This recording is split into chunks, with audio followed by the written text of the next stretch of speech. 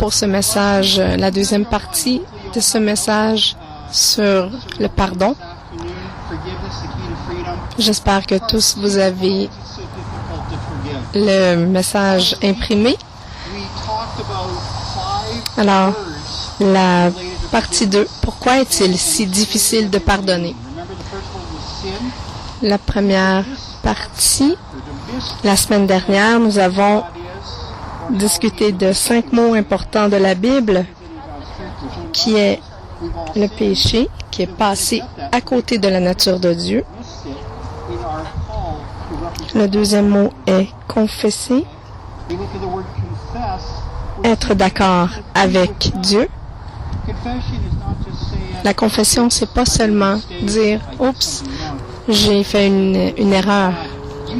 C'est plutôt « Seigneur, tu dis que c'est mal, alors je choisis de voir que c'est mal. » Nous sommes en désaccord avec Dieu lorsque nous faisons quelque chose ou pensons quelque chose ou disons quelque chose qui n'est pas de lui. Alors, la confession, c'est de dire « Je suis d'accord avec toi, Dieu, c'est mal. » La repentance, le repentir, c'est penser les pensées de Dieu. La Bible dit « À moins de vous repentir, vous ne verrez pas le royaume de Dieu. » Alors, c'est une manière de voir le monde comme Dieu le voit. Être d'accord avec les pensées de Dieu et laisser ceci changer nos pensées et nos attitudes et nos comportements. Nous sommes transformés par le renouvellement de notre esprit. Ensuite, il y a le quatrième mot qui est le mot offenser, offrir un appât. C'est notre choix de répondre ou non à cette offense.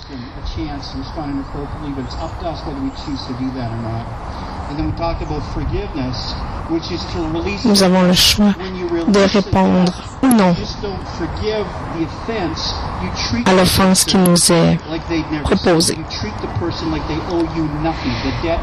Et le pardon, c'est libérer une dette, c'est-à-dire de vraiment choisir de relâcher complètement la dette.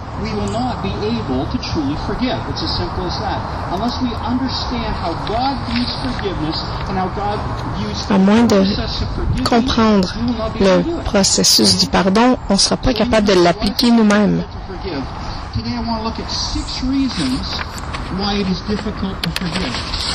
Alors aujourd'hui, je vais vérifier avec vous à 6 raisons pour lesquelles il est difficile de pardonner.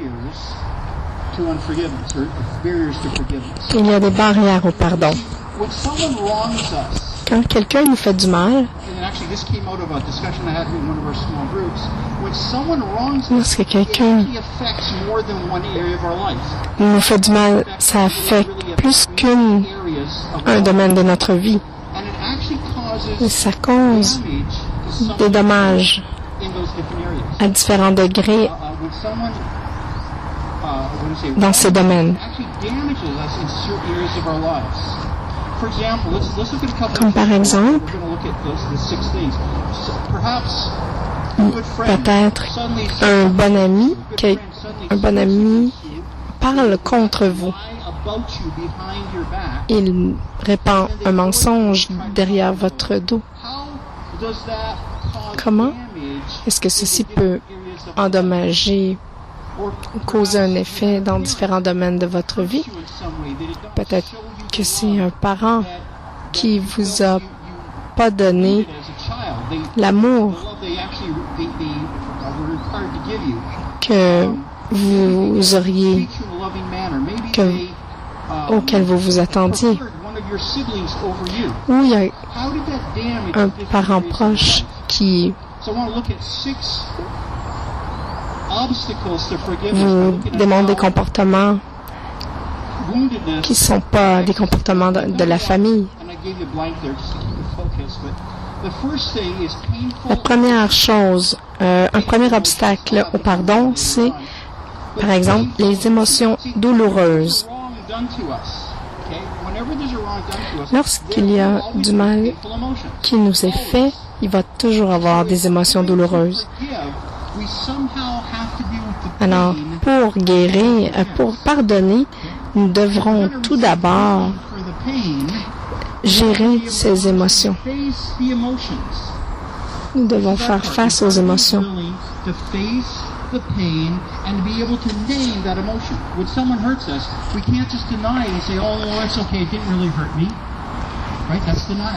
Alors, on ne peut pas juste dire « Ah, ça m'a pas fait rien ». Ça, c'est du déni. On ne va jamais pouvoir pardonner à quelqu'un si on est dans le déni.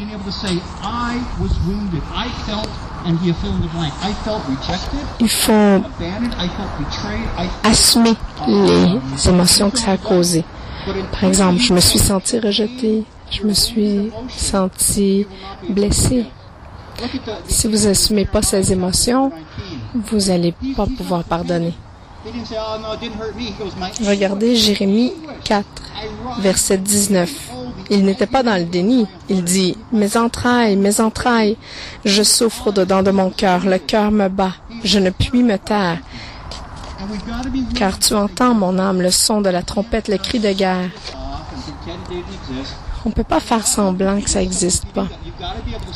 On doit être capable de dire, « Voici comment je me suis senti. » Peut-être qu'on s'est senti rejeté, abandonné, trahi. On s'est peut-être senti rabaissé. Mais on doit être capable de nommer cette émotion négative qui nous a blessés. Et si nous allons pardonner, nous devons pouvoir nommer cette émotion négative et demander à Dieu de nous guérir à cet endroit de douleur. Lorsqu'on peut nommer cette émotion, on va demander à Dieu de guérir cette émotion et de nous remplir de sa paix. Jusqu'à ce que vous permettiez à Dieu de guérir cette émotion, vous ne pourrez pas procéder au processus du pardon. Un deuxième obstacle au pardon est la perte, le sentiment de perte personnelle. Ça peut être la perte de quelqu'un qu'on aimait ou quelqu'un de la famille dans un accident ou la perte d'un rêve. Ça peut être la perte de l'espoir dans un domaine de votre vie ou la perte d'espoir ou d'attente. On peut s'attendre à ce que les choses fonctionnent d'une certaine manière dans notre vie et lorsque ça se passe pas comme on voudrait, c'est un deuil. Regardez Proverbe 13, verset 12. Un espoir différé rend le cœur malade. Alors, des attentes non rencontrées, des rêves qui sont perdus, ça nous affecte. Ça va affecter notre cœur. Ça rend le cœur malade. Émotionnellement, spirituellement. Alors, comment est-ce qu'on peut pardonner de notre cœur lorsque notre cœur est malade? C'est impossible. Alors, avant de pouvoir pardonner, nous devons être honnêtes avec nous-mêmes et mettre en mots la chose qui a été perdue. Vous ne pouvez pas sentir ce qui a été... Vous ne pouvez pas savoir ce qui a été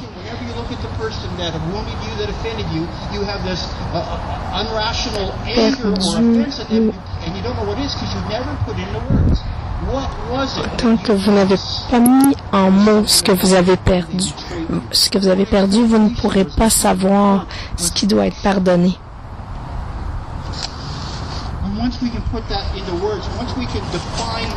Une fois qu'on peut définir quelle a été notre perte personnelle, on peut demander à Dieu de nous aider à dépasser ce point, de le laisser remplir ce vide qui a été créé par cette perte. Il y a certaines personnes qui peuvent se rappeler très bien, quand j'avais 12 ans, il y avait telle personne qui m'a fait telle chose.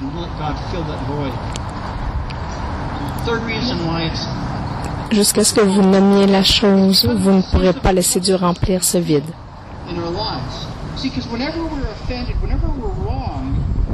Le troisième obstacle au pardon est un sentiment d'injustice.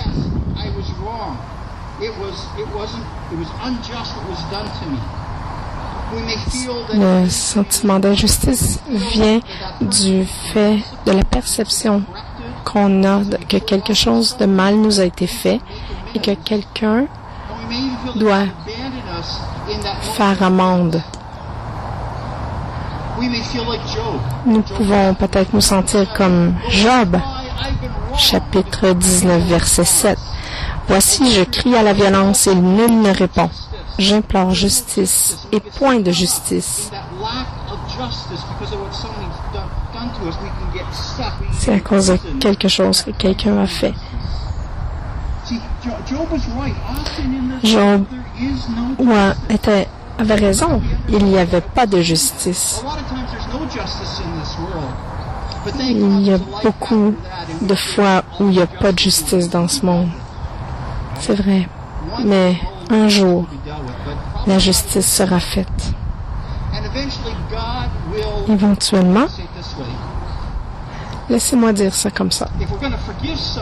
Si on va pardonner à quelqu'un, nous devons laisser aller notre sentiment de justice personnelle, notre besoin de punition pour l'offenseur. On doit remettre ce droit à Dieu et laisser Dieu gérer cette situation et cette personne de sa manière à lui. Regardez Romains 12, verset 19. « Ne vous vengez point vous-même, bien-aimés, mais laissez agir la colère, car il est écrit, « À moi la vengeance, à moi la rétribution, dit le Seigneur. »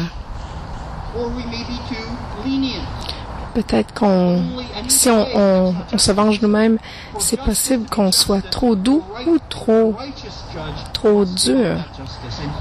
Mais Dieu est un Dieu juste et il va donner la correction appropriée au bon moment à la bonne personne. On doit laisser aller et laisser Dieu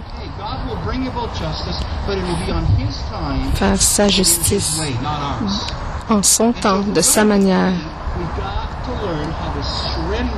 Alors, on doit apprendre à laisser aller notre besoin de justice et le laisser à Dieu. Un quatrième obstacle au pardon est un manque d'empathie envers l'offenseur. Ce manque d'empathie rend le pardon difficile parce que lorsqu'on a été blessé, on a l'impression qu'on est lésé, que l'autre personne marche comme ça dans la vie sans même se rendre compte, sans que rien soit changé dans la sienne. C'est pas de ma faute que j'ai perdu ton téléphone. Ils peuvent refuser d'admettre que c'était leur faute.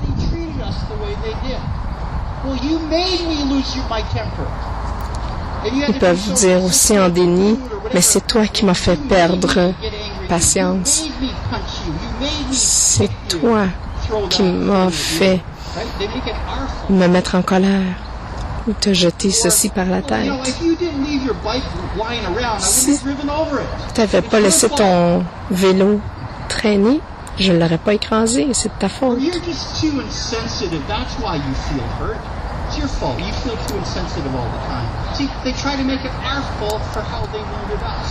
Parfois, l'offenseur va essayer de nous faire sentir comme si c'était notre faute. Pour pardonner, on doit se rappeler cette phrase qui a été rendue populaire par Rick Warren. Les gens blessés blessent des gens. Et c'est une vérité. Regardez Job 10, verset 1. Mon âme est dégoûtée de la vie. Je donnerai cours à ma plainte. Je parlerai dans l'amertume de mon âme.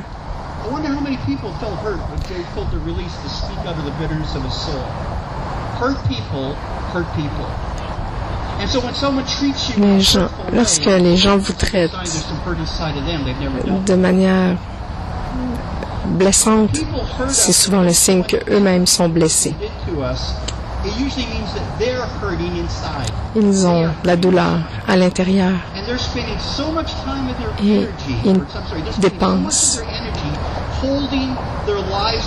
Il y a tellement de leur énergie qui est utilisée pour maintenir leur vie dans une sorte d'équilibre qu'ils n'ont pas d'énergie pour montrer de l'empathie envers nous. Regardez Hébreux 12, verset 15.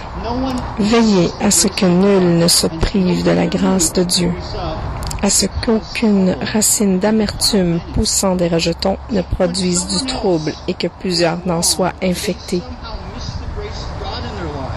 Les gens blessés qui n'ont pas accès à la grâce de Dieu vont voir l'amertume prendre racine dans leur cœur. Et nous allons devenir un dommage collatéral de cette racine d'amertume à cause de toute la douleur qu'ils transportent dans leur cœur. La seule manière de pardonner ce genre de personnes, c'est de réaliser que les gens blessés blessent des gens et d'avoir de l'empathie pour eux. Je me rappelle, en tant qu'adolescent, j'avais une déconnexion totale avec mon père. J'avais pas de relation avec lui. Il y avait vraiment aucune relation. Une déconnexion. Et ça faisait un petit peu de douleur dans mon... En fait, ça me faisait souffrir. Et un jour, ma grand-mère a parlé de ce qu'il avait vécu dans sa vie, toutes les épreuves qu'il avait traversées. Et là, j'ai commencé, adolescent, à ressentir de la compassion pour mon père, comprenant tout ce qu'il avait traversé. Et je pouvais le pardonner, lui pardonner pour les blessures qu'il me faisait.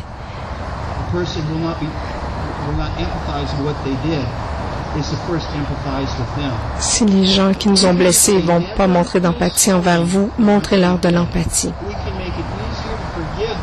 Ça va être plus facile de leur pardonner.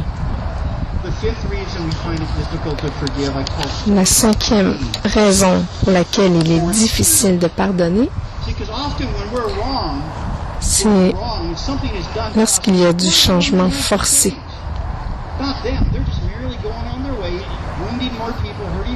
Mais on peut se dire, lorsqu'on voit des gens blessés qui blessent des gens, mais pourquoi est-ce qu'il n'y a rien qui change? Il faut faire quelque chose. Il faut que ça change. Il blesse plein de gens. Mais les gens n'aiment pas le changement.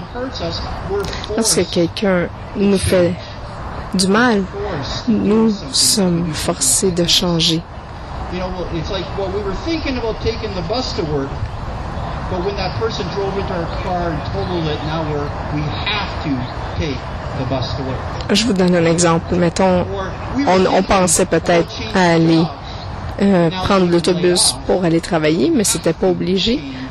Mais le jour où quelqu'un emboutit votre voiture, vous n'avez pas le choix d'aller travailler en autobus.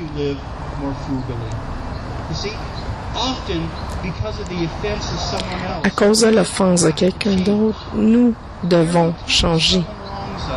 À chaque fois que quelqu'un nous cause du trouble, ça cause le changement dans notre vie. Et c'est un changement qui vient de l'extérieur. Et il n'est pas souvent le bienvenu.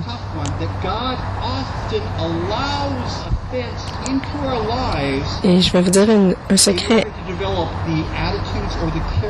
Dieu souvent va permettre à l'offense de venir dans nos vies pour développer notre caractère, le caractère qu'il désire pour nous. Regardez Joseph. Lorsqu'il a été maltraité par ses frères, ses employeurs, sa parenté,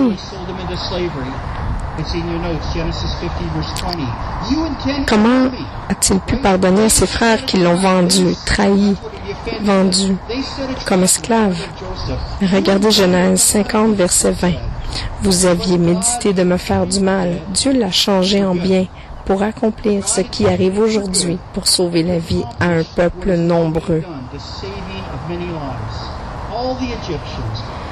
Tous les Égyptiens, tous les Juifs et les gens des pays environnants ont été changés et sauvés, en fait, par le fait que Joseph a été vendu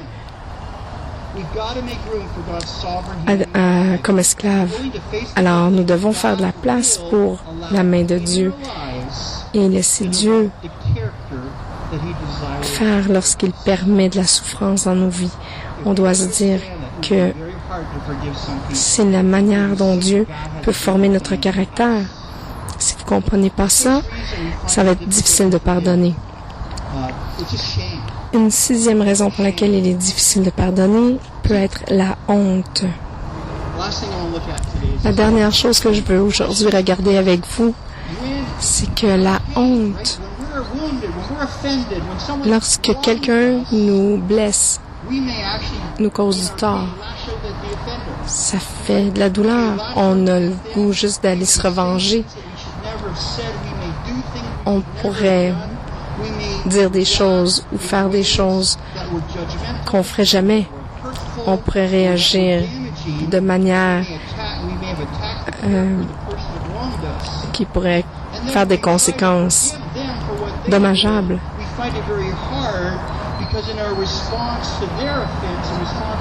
En réponse à leur offense, à leur péché, nous pourrions nous aussi pécher à ce moment-là et devenir à notre tour un offenseur. Et ceci amène beaucoup de honte. La honte de nos actions mauvaises en réaction à cette offense vont devenir en elles-mêmes une barrière de honte pour pardonner en première instance à l'offenseur. Regardez Jacques, chapitre 1, versets 19 et 20. Sachez-le, mes frères bien-aimés, ainsi que tout homme soit prompt à écouter, lent à parler, lent à se mettre en colère, car la colère de l'homme n'accomplit pas la justice de Dieu.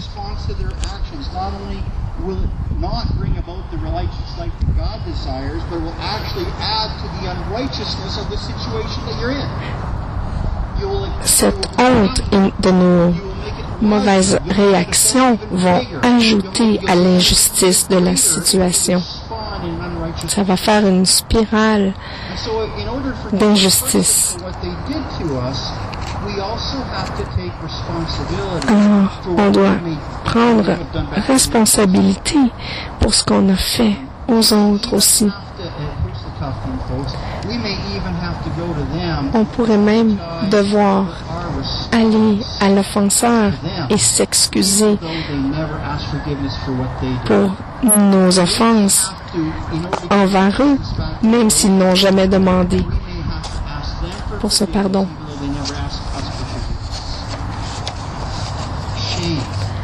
La honte.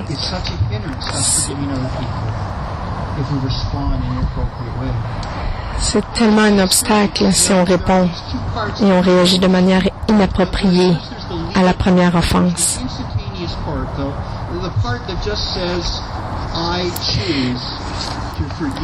Alors, les clés pour vaincre le pardon, les clés pour vaincre l'absence de pardon, la rancune. Rappelez-vous que dans l'offense, il y a un élément légal qui est instantané. C'est un choix qu'on doit faire de pardonner. Regardez Colossiens 3, verset 13. De même que Christ vous a pardonné, pardonnez vous aussi. Il y a ensuite la deuxième clé qui est l'élément guérison. C'est un processus de pardonner cette offense qui est venue dans notre vie. Nous ne serons jamais libres tant qu'on n'a pas fait ce processus. Regardez le psaume 147, verset 3. Il guérit ceux qui ont le cœur brisé et il pense leurs blessures. Lorsque vous êtes blessé, vous allez avoir une blessure dans votre cœur, mais Dieu veut venir mettre son huile sur cette blessure. La troisième clé pour vaincre la rancune, c'est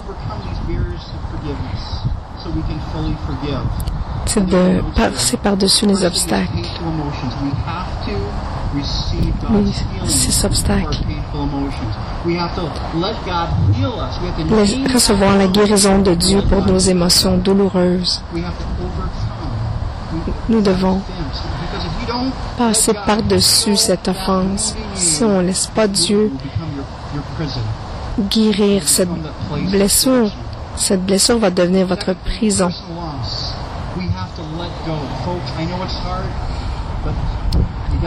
Le deuxième obstacle au pardon, c'est de laisser aller ce qui a été perdu dans notre perte personnelle.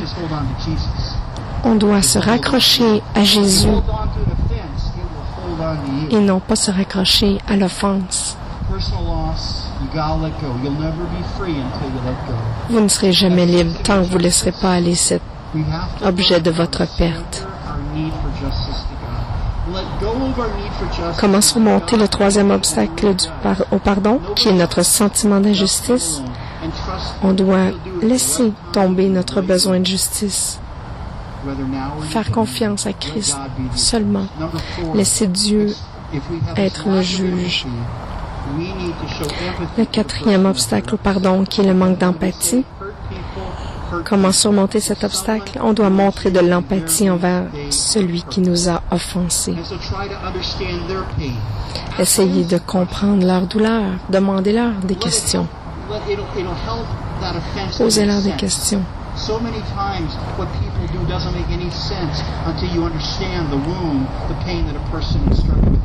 Souvent, ce que les autres font fait pas de sens tant que vous comprenez pas ce qu'ils ont vécu dans leur vie, que vous puissiez ressentir de l'empathie envers eux. Le cinquième obstacle au pardon, le changement forcé. Comment on peut le surmonter, cet obstacle-là? Ben, c'est tout simplement en laissant place à la main de Dieu. Laissez Dieu faire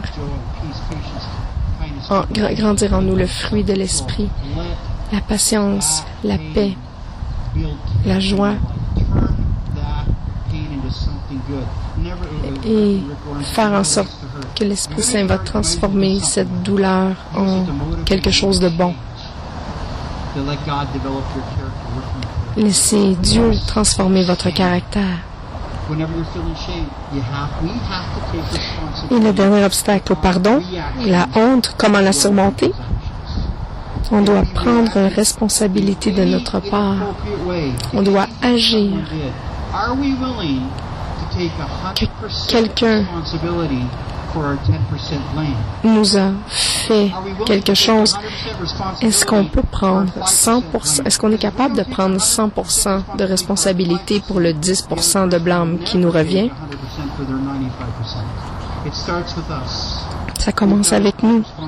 Nous devons prendre responsabilité pour notre réponse, même si on n'est pas beaucoup responsable. Et on doit demander pardon à la personne qu'on a offensée. Vous savez, Dieu veut bâtir quelque chose en chacun de nous. Il ne veut pas que aucun de nous vive dans la honte. Nous serons réellement libres si nous n'éprouvons pas de honte. J'aimerais prier. Est-ce qu'on peut tous se lever ensemble? Vous avez peut-être été touchés, rejoints par un ou plusieurs de ces points. Mais laissons Dieu commencer le processus. Laissez-le mettre le doigt sur quelque chose dans votre vie. Père, on couvre notre cœur de notre main aujourd'hui et on te demande, on t'invite à nous montrer quelle émotion douloureuse est cachée à l'intérieur de notre cœur et nous la nommerons rejet, abandon, trahison. Peu importe quelle émotion négative est là, nous la nommons et nous te demandons de la guérir dans le nom de Jésus. Viens, Esprit Saint, viens guérir les cœurs brisés dans le nom de Jésus. Pour les pertes personnelles, Père, aide-nous à rétablir cet espoir perdu, ce rêve perdu. Cette personne, aide-nous à la laisser aller. Et nous choisissons de relâcher ce que nous tenions dans la main pour s'agripper à toi, Jésus, pour laisser aller ces choses qui ont été perdues. Et ces choses, ces attentes envers cette personne, aide-nous à la laisser aller aussi. Ce sentiment d'injustice, Père, aide-nous à te laisser être juge. Tu es le juge juste. Tu fais justice en ton temps. Alors, Père, prends ta place en tant que Dieu et juge. Père, pour le manque d'empathie qu'on expérimente, donne-nous, éclaire-nous sur cette personne. Pourquoi elle a dit ou fait ces choses envers nous qui nous ont blessés. Oui, Père, éclaire-nous et aide-nous à prier pour leur guérison. Peut-être qu'on a été blessés, mais on ne sait pas ce qu'eux ont vécu comme blessure. Alors nous prions pour cette personne qui nous a blessés, qu'elle ne nous blesse plus jamais, parce qu'elle sera guérie elle-même. Guéris-les, pardonne-les, amène-les tout près de Jésus, dans sa grâce. Père, ce changement forcé qui nous bouscule, aide-nous à voir quel caractère tu veux former en nous. Comment, dans quelle direction tu veux nous amener.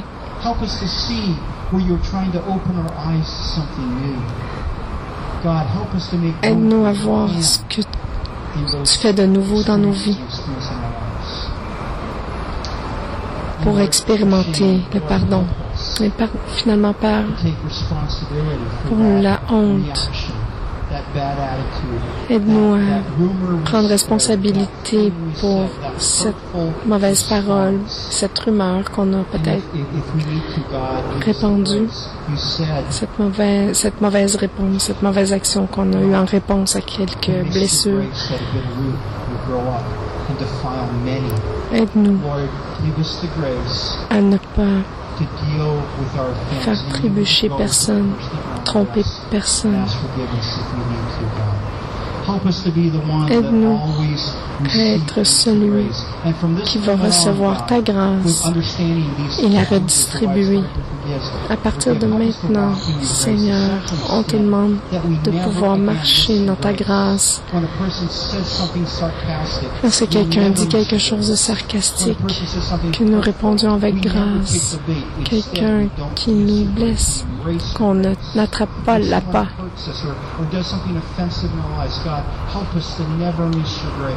Aide-nous à ne jamais rater ta grâce, mais de toujours répondre avec amour, soin et compassion.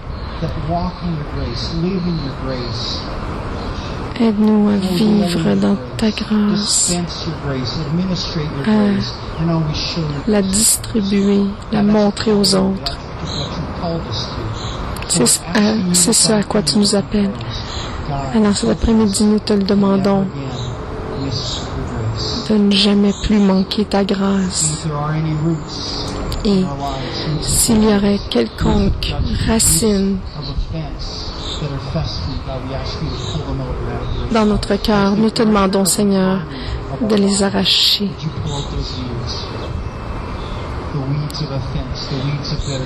Les mauvaises herbes, des offenses, de l'amertume,